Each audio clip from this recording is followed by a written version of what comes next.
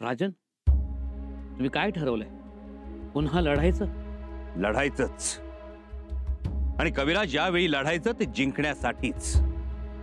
जिंकण्यासाठी आणि केवळ या जिंकण्यासाठी आम्ही 8-10 दिवस स्वतःला एकांतात कोंडून घेतलं. स्वतःचीच नाडी परीक्षा केली आणि दोष शोधून काढला. राज, या त्या दोषावरच्या मात्रा आहेत. राजन, होय कविराज, आपल्यावर अणुकुचितार बाणांचा वर्षाव होत राहिला आणि आपण फक्त ते बाण अंगावर झेलत राहिलो. त्या बाणांनी घायाळ होत राहिलो. आपल्या हातात तलवारी होत्या, पण शत्रू मात्र 500 पावलांवर होता. त्यामुळे आपले मावळे काहीच करू शकले नाहीत.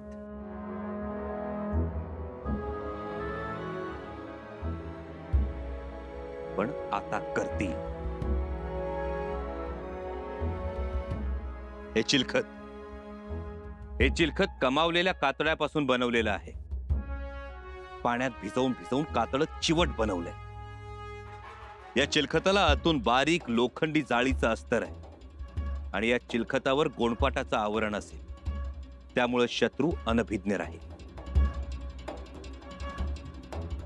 शंभूबाळ, अशी हजारो चिलखतं बनवण्याचं काम सुरू आहे काका महाराज. राज,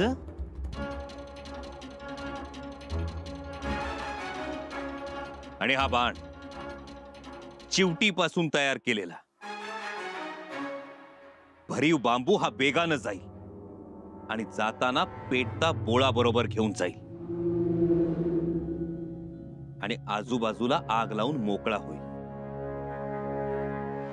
हा बाण जीवही घेईल आणि आगही लावेल. उत्तम. ही कल्पना सुंदर आहे.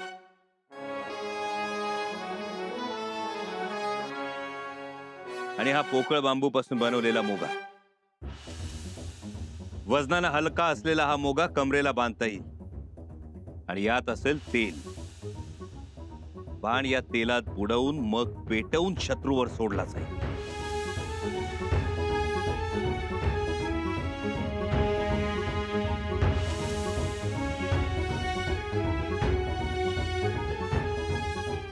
आणि हे धनुष्य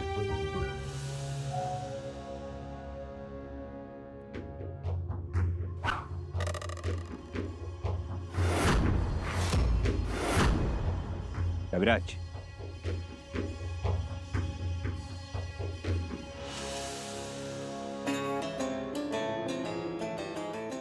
कविराज, आता तुमच्यावर एक जबाबदारी. काय करावं लागेल? हे धनुष्य घ्या.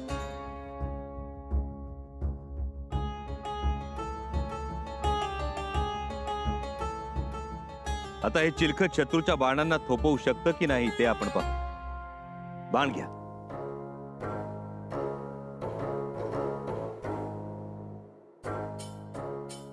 घेतला. अगदी टोकदार बाण घ्या. कविराज, शत्रूचे बाण हे लोखंडी अणुकुचीचे आहेत. तसा बाण घ्या.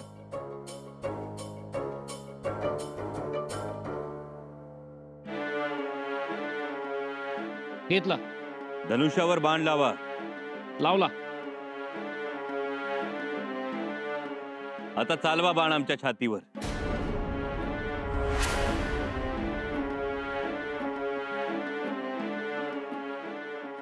राजन, राजन, हे काय? नाही राजन. कविराज, बाण सोडा.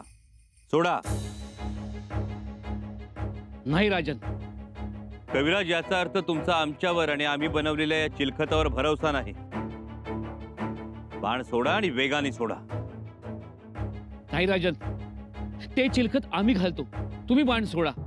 कविराज, हा आमचा आदेश आहे. राजाज्ञा समजा हवी तर. नाही, प्राण गेला तरी मी हे करणार नाही. शंभूबाळ, कुठेतरी अडकावा ते चिलखत, किंवा पेंढा भरलेल्या पुतळ्याला अडकावा ते चिलखत. ठीक आहे.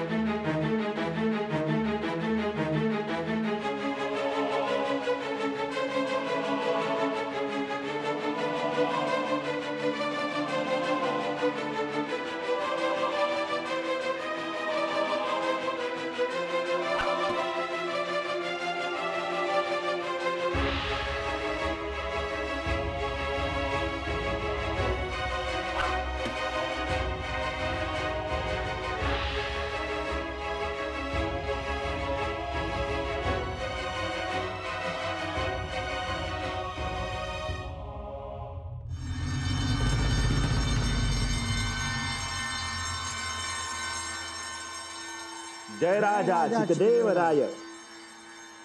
आज या चिकदेवरायाच्या दरबारात कोण आले माहितीये? निमगे तिलतदे, आलमगीर, बादशाह औरंगजेब यांचे नेकबंदे सुजाहत खान. या खान साहेब, आगतम स्वागतम. शुक्रिया. या आलम दुनियेत ज्यांचा कोणी मुकाबला करू शकत नाही ते आलमगीर आमच्या फतेची मुबारकबाद देण्यासाठी खान साहेबांना पाठवतात. का तर आम्ही संभाजीचा पराभव केला म्हणून. राजा, बादशाह ने आपके लिए कुछ तोहफे भेजे. इजाजत है, आमच्या नजरेसमोर पेश करा तोहफे.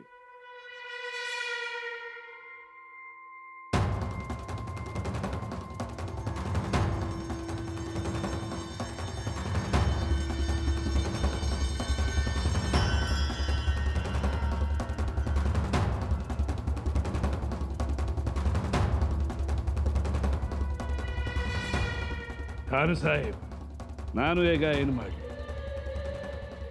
काय करू मी तुमच्यासाठी? दोस्ती और हमारे दुश्मनों से दुश्मनी. हिंगा केली. संभाजीशी आमची दुश्मनी आहेच.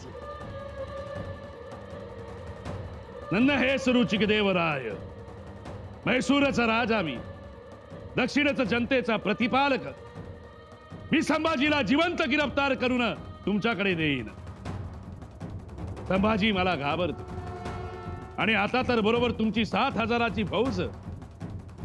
ही फौज कामी पडेल. त्या चिकदेवरायचं नाव ऐकल्यावर मराठा कसे लटपट कापतात तुमच्या डोळ्यांनी बघा. अग्नि अंदरे चिकदेवराय.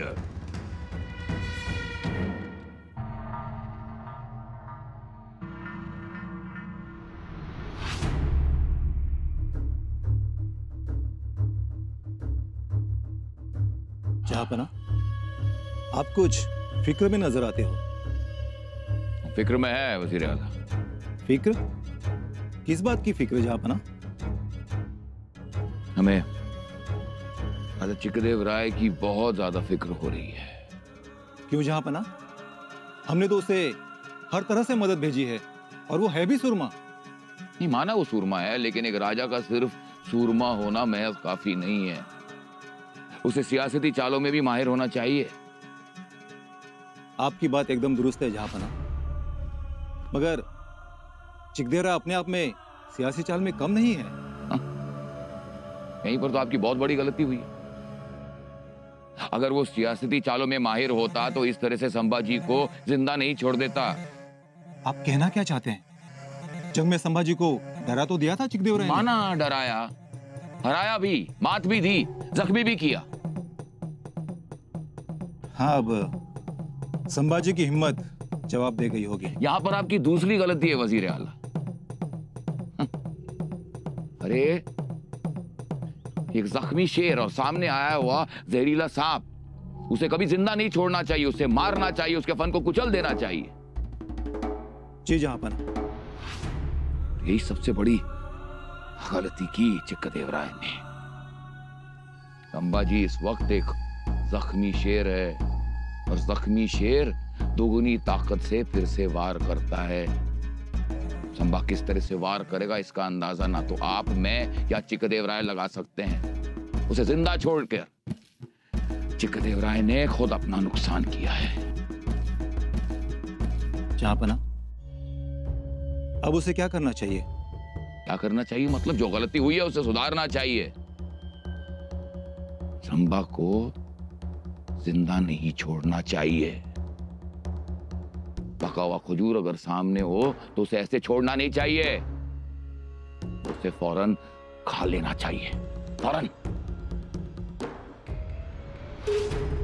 गाफील आम्ही राहिलो आणि आम्ही गाफील राहिलो म्हणून आपल्या फौजेवर ही वेळ आली.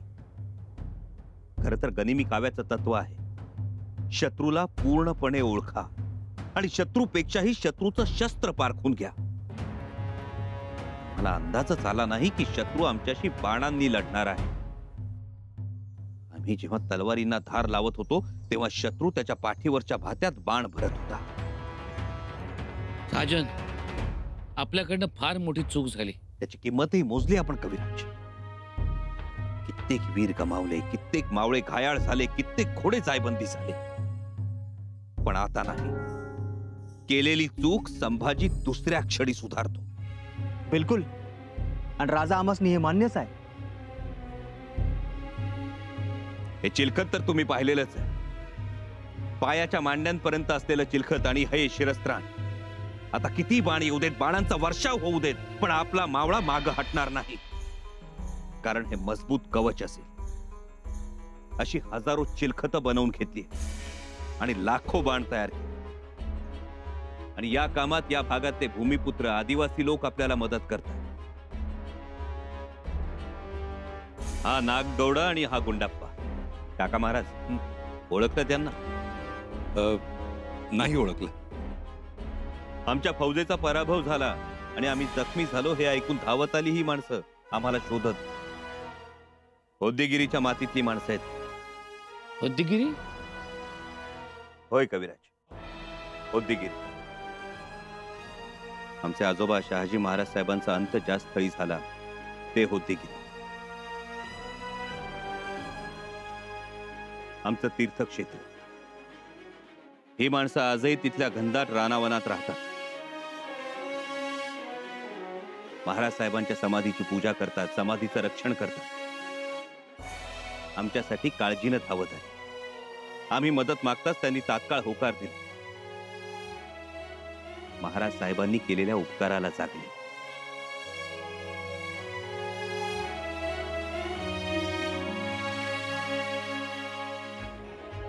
महाराज साहेबांच्या पवित्र पदस्पर्शानं पावन झालेल्या घनदाट अरण्यातून यांनी अगणित चिवटीचे फोक मिळवून दिले. जनावरांची चिवट कातडी उपलब्ध करून दिली. हे धनुष्य, हे बाण, हे मोगे सगळं यांनीच तयार केले. राजन, आपण आम्हाला काहीच कळू दिलं नाही. कविराज, गुप्तता पाळणं अत्यंत गरजेचं होतं. कारण चिकदेवरायाचे हेर आपल्या छावणीत पसरले. त्यामुळे 8-10 दिवसात आम्ही जे काही केलं ते यांच्या मदतीने. आम्ही खूप आजारी आहोत ही बातमी यांच्या मार्फतच आम्ही पसरवली. आज म्हैसूरमध्ये विषाचा उतारा मागण्यासाठी गेलेले लोक यांच्यातलेच होते. शाबास शंभूबाळा, कमाल केली. आता सगळ्या गोष्टी पूर्णत्वाला गेल्या. शत्रूला सडेतोड उत्तर देणारी शस्त्र आणि आयुध आपल्याकडे उपलब्ध आहे. आणि मुख्य म्हणजे चिकदेवराय पूर्णपणे गाफील आहे. वय. आणि मराठी फौजा आता माघारी फिरणार अशीच चर्चा सगळीकडे पसरलेली आहे. राजन, आपल्या मनात काय आहे? चिकदेवरायाला भीती दाखवू तह करायचं नाही. मग काय तुमच्या मनात नेमकं?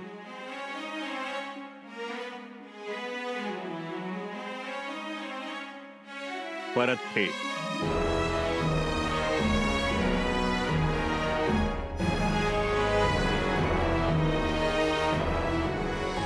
राजा, महाराजा, महाराजा चिकदेवराय. अपाय, अपाय महाराज. यारंदा अपाय. संभाजी पासून अपाय, धोका. कोणी सांगितलं? पत्रबंदीदा खलिता.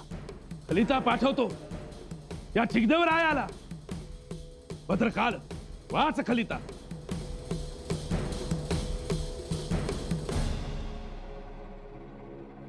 राजा चिकदेवराय, हा खलिता वाचल्यानंतर तातडीनं आम्हाला शरण यावं.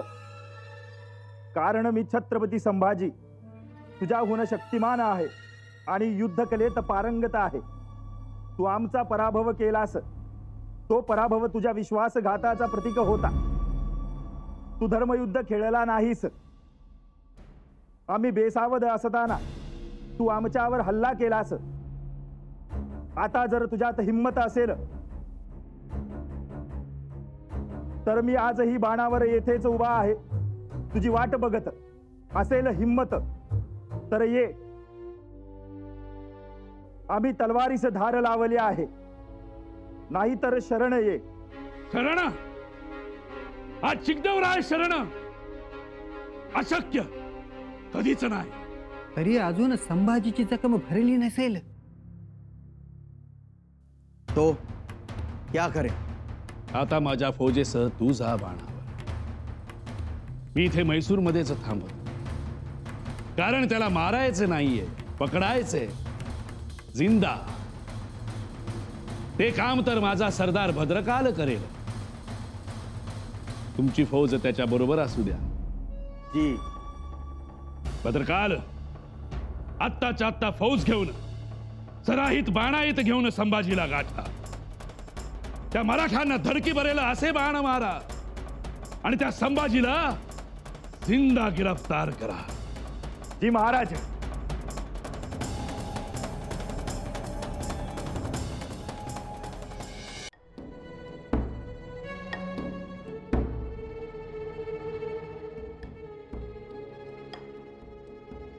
तुम्हाला शोधत होतो बाळराजे.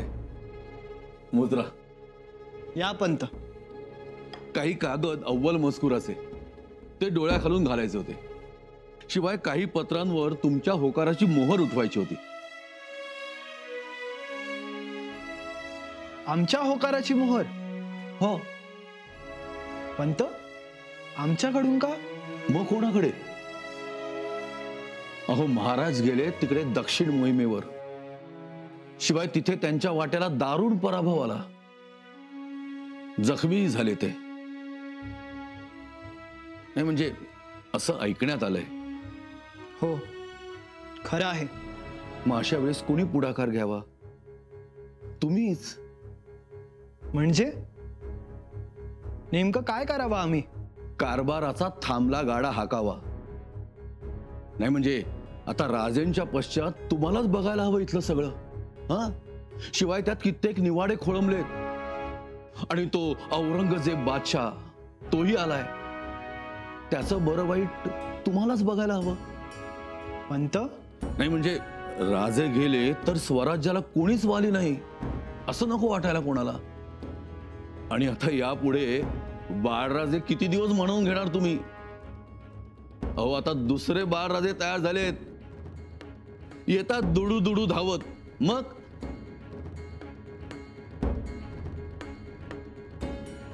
आम्ही तर म्हणतोय त्यांनी झेपावत यावं.